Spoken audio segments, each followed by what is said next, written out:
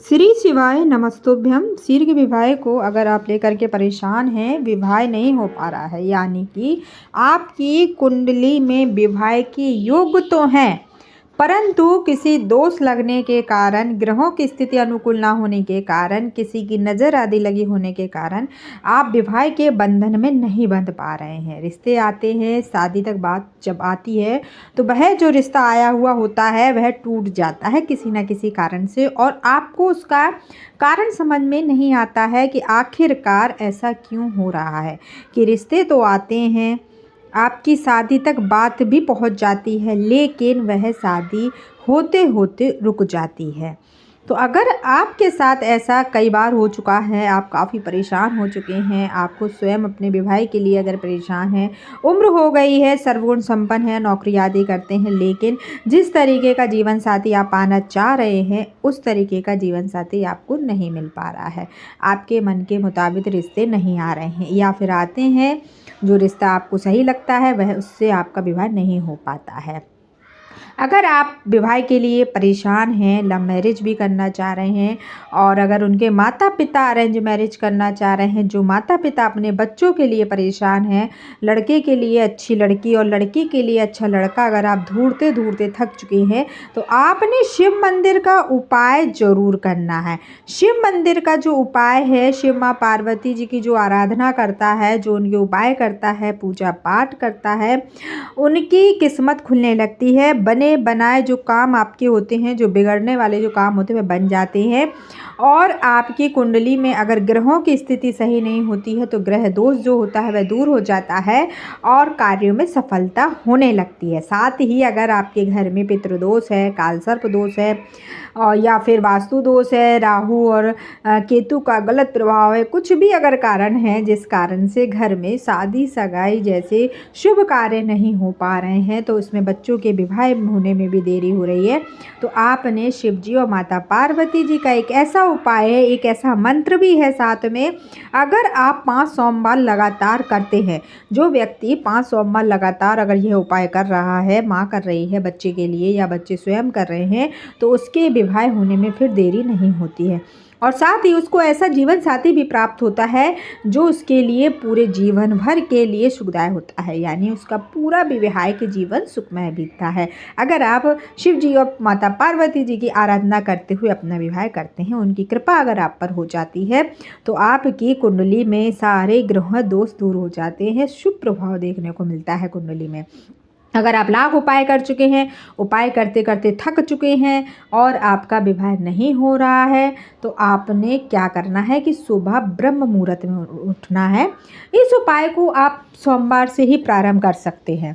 आप सोमवार से प्रारंभ करिए। बीच में अगर आपका कोई सोमवार की तिथि छूट जाती है तो फिर दोष की तिथि एक ऐसी होती है जिसमें आप कर सकते हैं, उस तिथि को आप जोड़ सकते हैं। अन्यथा आपका एक फिर सोमवार छूटता है तो आप दूसरे सोमवार को पकड़ लें, लेकिन 5 बार आपको ये उपाय करना है, 5 सोमवार आपने यह उपाय लगातार करना है। इसके लिए आपने पहले से ही सामग्री को लेकर के अपने पूजा स्थल में अपने पास लेकर के रख लें, ताकि जब आप उपाय करने के लिए निकलें तो सारी सामग्री आपके पास हो। ज़्यादा बड़ा कोई विशेष आपका उपाय यह नहीं है, लेकिन उपाय छोटा है, लेकिन इसके फ़ायदा बहुत बड़ा है। आप अगर इस उपाय को बिना किसी को बताएं चुपचाप ब्रह्म मुहूर्त में इस उपाय को आपने करना है। अगर आप ब्रह्म मुहूर्त में इस उपाय को नहीं कर सकते, बहुत से लोग हैं सुबह नहीं उठ सकते हैं, 4 से 5 से 5:30 के बीच अगर आप नहीं उठ सकते, स्नान आदि नहीं कर सकते हैं, काफ़ी समस्याएं होती हैं व्यक्ति के जीवन में, वो नहीं कर सकते, तो फिर क्या होता है उनके लिए कि वह प्रदोष काल में भी कर सकते हैं। प्रदोष काल जो सूर्य अस्त का समय होता है, उस समय आप शिव जी के मंदिर जा कर के इस उपाय को कर सकते हैं। तो जो उठ सकते हैं ब्रह्म मुहूर्त में, उनको सुबह ब्रह्म मुहूर्त में ही करें तो काफ़ी अच्छा है, लेकिन अगर जो नहीं कर सकते वो प्रदोष काल के समय इस उपाय को आसानी से कर सकते। करना आपने क्या है, एक आपने लेनी है साबुत सुपारी, एक सुपारी आपने लेनी है, और लेना है आपने एक हल्दी की गांठ लेनी है। याद रखिए हल्दी की गांठ टूटी वाली नहीं, साबुत हल्दी की गांठ, और साथ में आपने 1 लोटा जल, 1 लोटा जल में थोड़ा सा गंगा जल और एक मूली या पीला धागा, जिसमें आपने क्या करना है कि आप जब मंदिर जाएं तो उस सुपारी के ऊपर अपने विवाह की मंगल कामना करते हुए उस सुपारी पर हल्दी लगाएं पहले, और उस सुपारी पर 7 बार उस मूली के धागे को लपेट दें। फिर उस पर हल्दी लगा लें। और माँ पार्वती जी के लिए क्या लेकर जाना है? केसर युक्त हल्दी। एक कटोरी में केसर लें, हल्दी लें, उसमें केसर या गंगा जल मिला लें, लिक्विड कर लें और ले जाएं।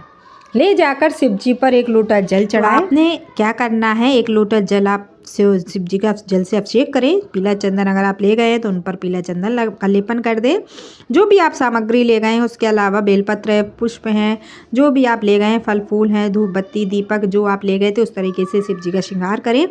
उसके बाद आपने उपाय जो आपने कर रहे हैं वो आपने क्या करना है, जो सुपारी है, हल्दी है, आपको अपने हथेलियों के बीच में रखना है और शिव जी और माता पार्वती जी का ध्यान करते हुए आपने क्या बोलना है, ओम सृष्टिकर्ता विवाह कुरुम स्वाहा, ओम सृष्टिकर्ता विवाह कुरुम स्वाहा। 11 बार इस मंत्र का उच्चारण करें। मात्र अगर आप 11 बार